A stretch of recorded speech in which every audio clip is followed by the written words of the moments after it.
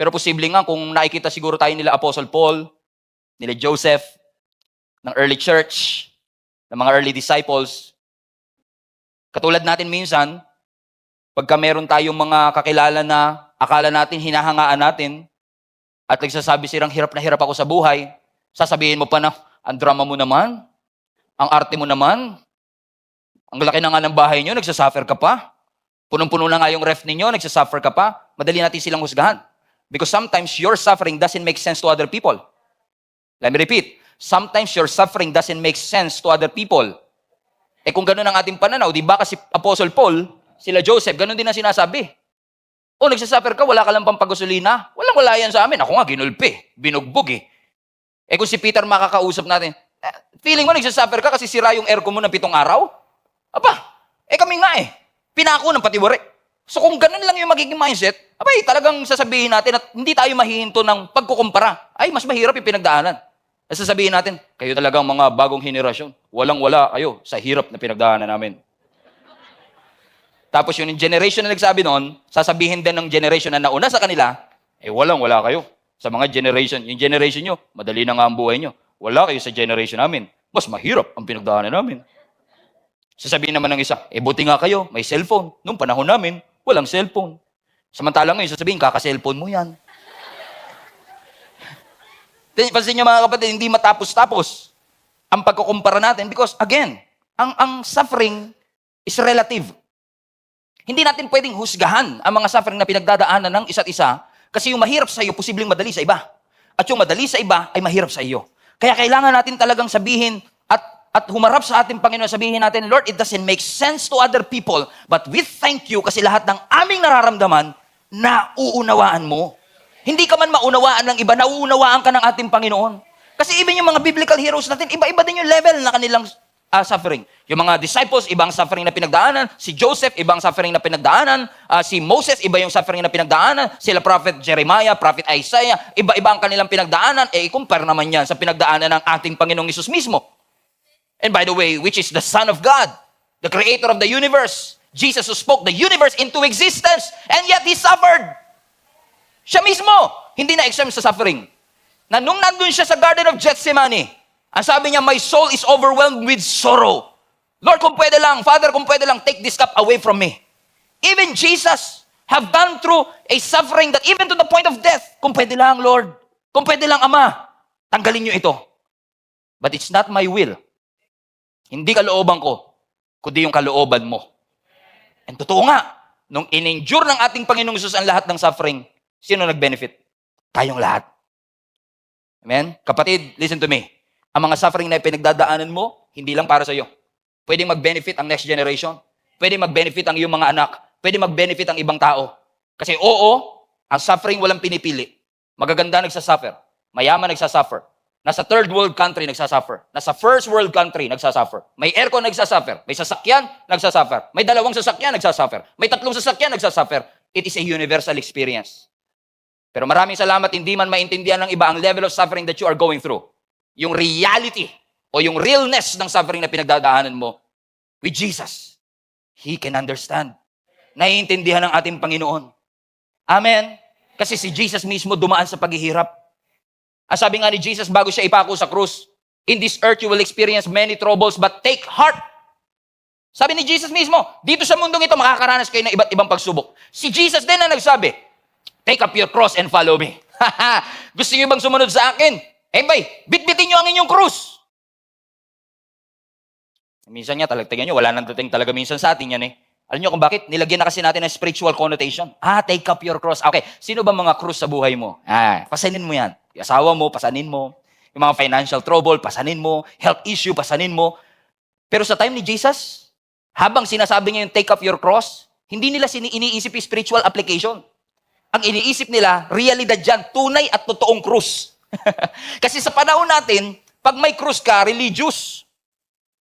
Ang krus ngayon, emblem of hope. Pero sa panahon nila, yung cross is a symbol of torture and death.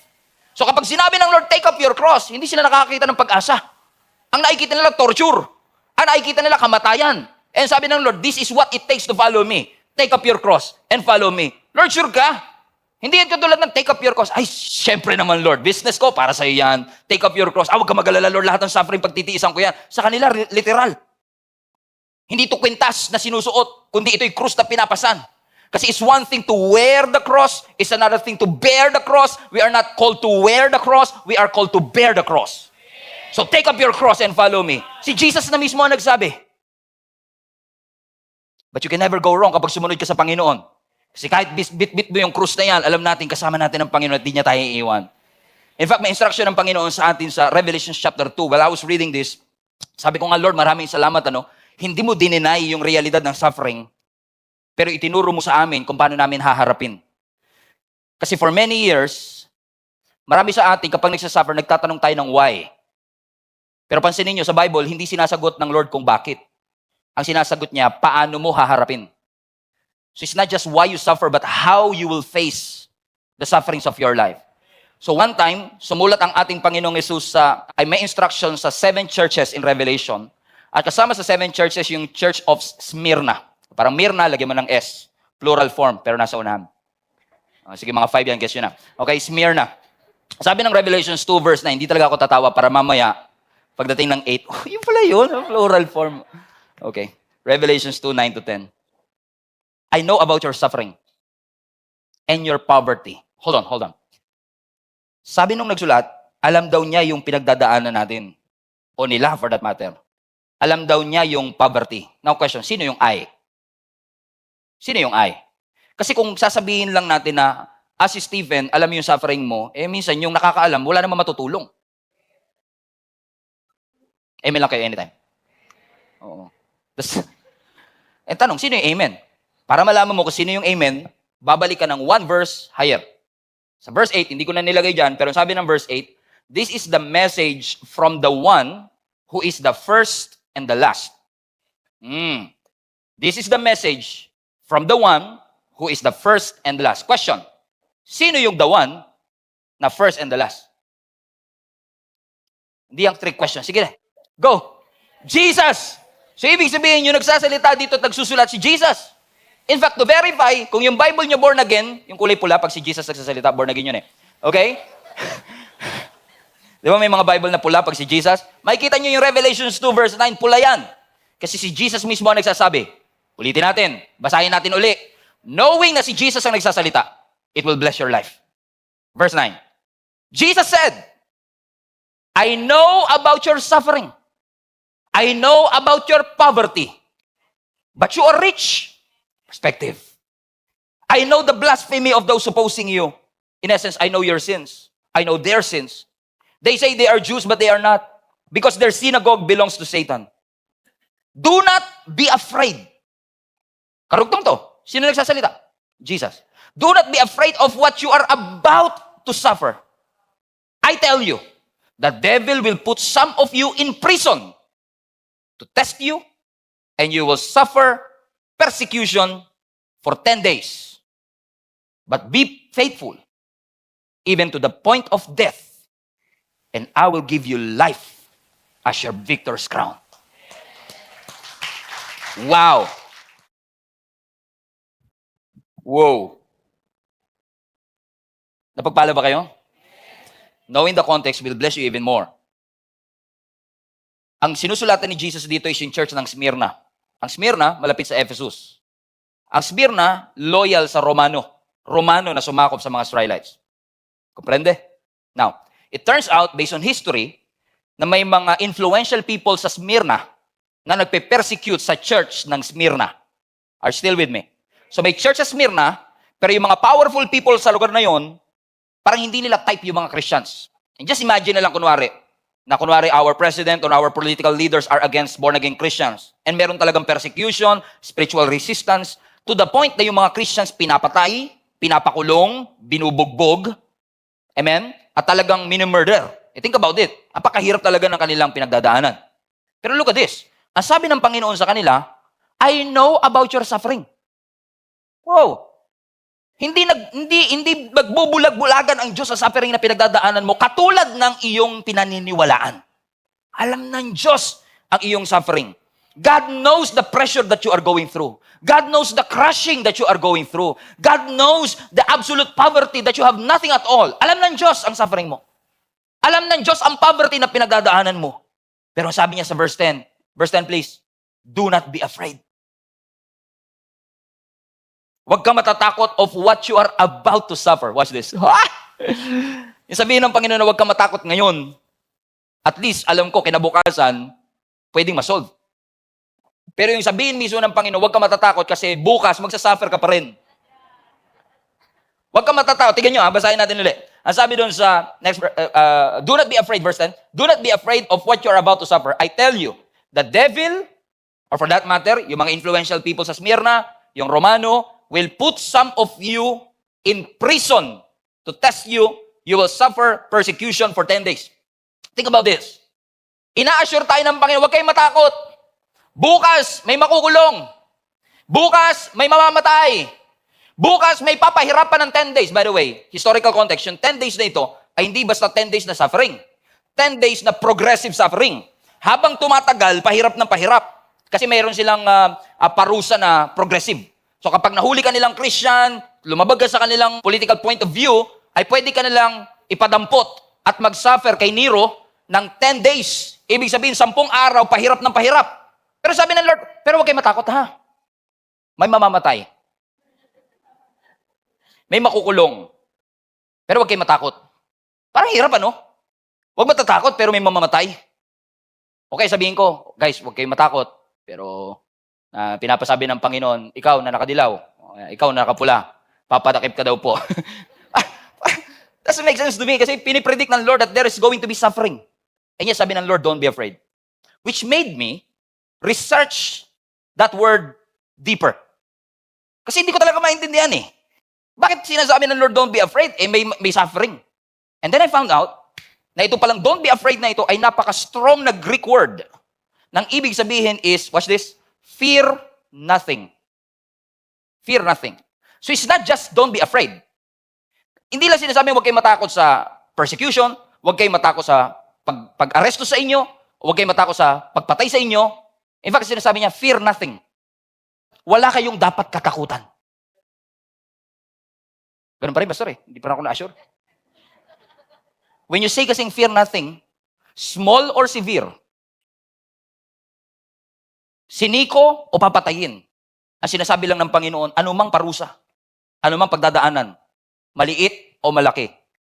Which is very wise for the Bible to say. Kasi nga, suffering is relative. Pwedeng yung pagpapakulong sa'yo, sisiw lang sa'yo eh. Kaya sabi ng Panginoon, fear nothing. Kung ano man yung bagay na kinakatakutan mo, huwag mong katakutan. It's relative. The Bible is so wise. The wisest book in the world. Sabi niya, don't be afraid. God knows your pressure. Yung church ng Smyrna, dumadaan na sa persecution, sinabi pa ng Panginoon, dadaan pa kayo sa mas matinding persecution. Pero huwag ka matakot.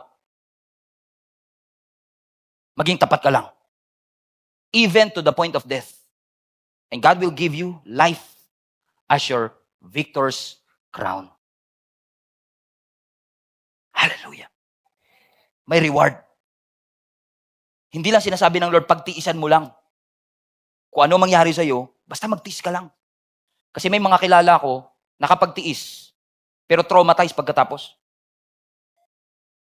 I believe that's not a blessed life. And some of us, you've gone through a series of struggles and suffering.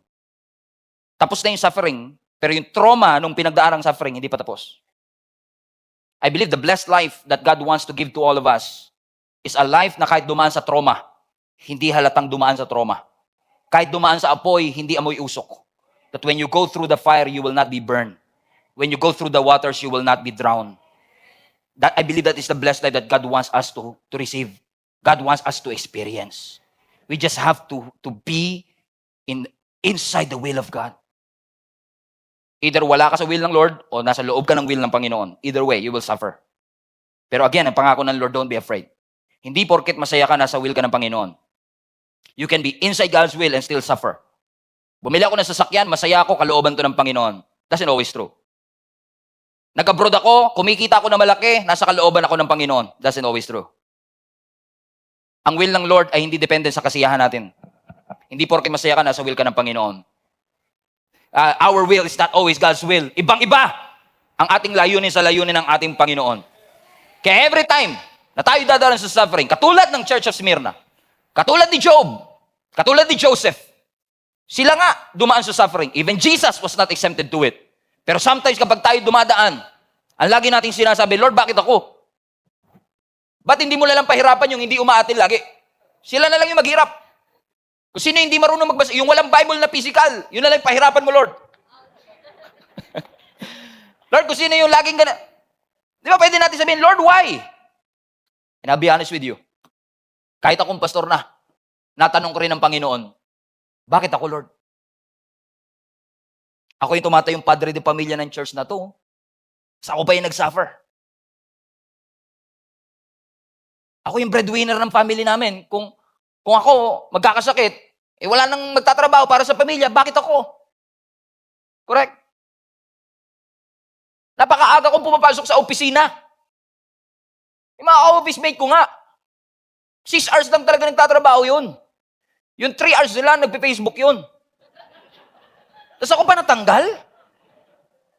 Why me? Sometimes, minsan hinuli ako ng Lord dyan eh. Habang nagdadrama ako sa Kanya. Sino sa inyo nagdadrama din kayo kay Lord minsan? Umamin na kayo. Nagdadrama din kayo. Yung nakahiga ka, hindi mo, yung iyak mo,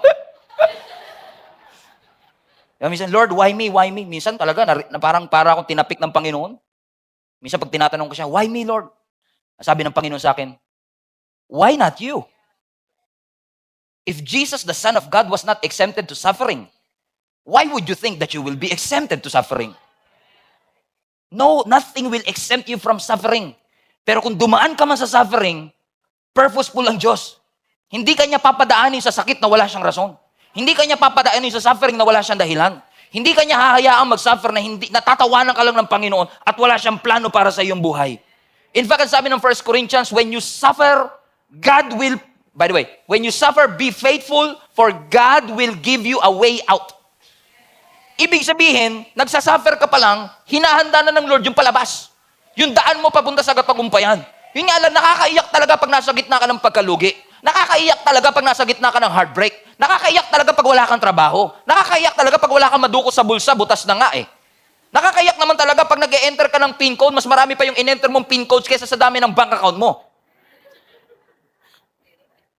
Pero God is purposeful. May purpose ang ating Panginoon.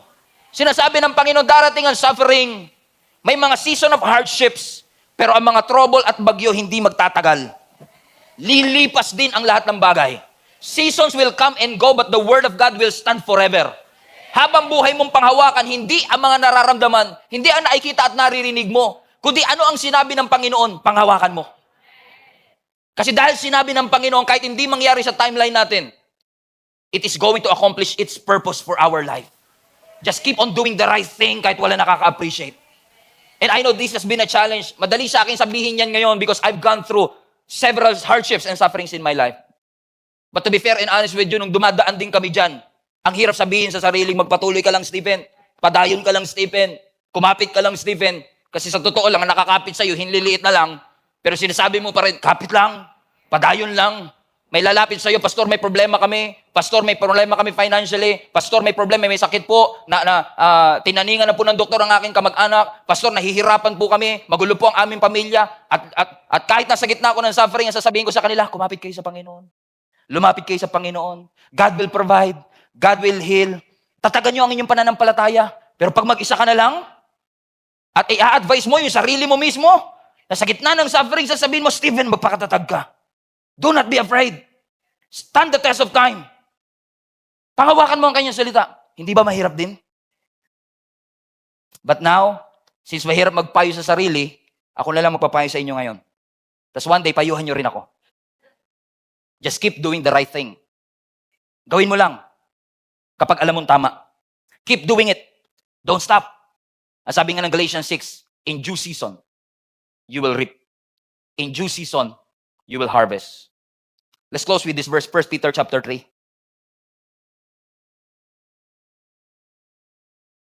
Who is going to harm you if you are eager to do good? But even if you should suffer for what is right, you are blessed. Do not fear their threats. Do not be frightened. Wow, thank you, God. Thank you, Lord. Don't be afraid. Don't be frightened. God has a plan, and God is in control. Just keep on believing. Sufferings are real, but the goodness of God is realer. The faithfulness of God is realer. The sovereignty of God is even realer. Keep on holding it. Keep on believing it.